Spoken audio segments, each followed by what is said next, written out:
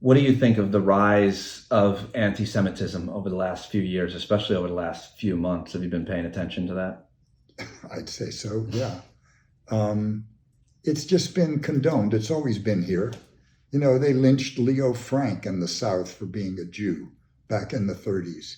It's always been here, but it's never been condoned by a president. Right. And all these guys who are out, the Oath Keepers and the Proud Boys and the militias, they were kept under their rocks because it was socially unacceptable to talk that stuff.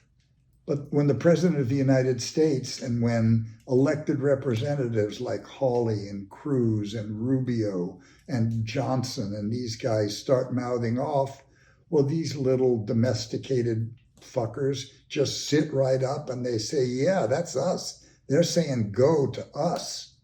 When Trump says on television, stand back and stand by. Yeah. And people who have not connected that to January 6th are willfully ignorant. So, you know, he's a warlord and he's got his shock troops, just like Afghanistan, just like Iraq. And America could break down into competing mafias. I mean, my guys are the Not Fucking Around coalition. You know, the 1,000 black veterans who moved into Stone Mountain, Georgia and called out the Boogaloo Boys and said, look at your pictures of Vietnam. We're the guys that were trained right next to you. Those guys are not going to sit around and be targets. They know what white people are up to, and they know what white people are capable of.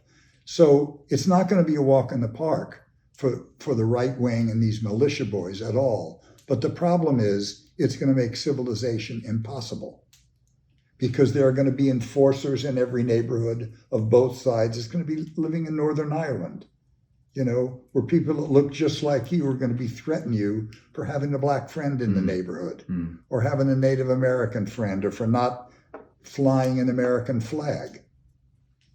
That's what's going to happen if they win.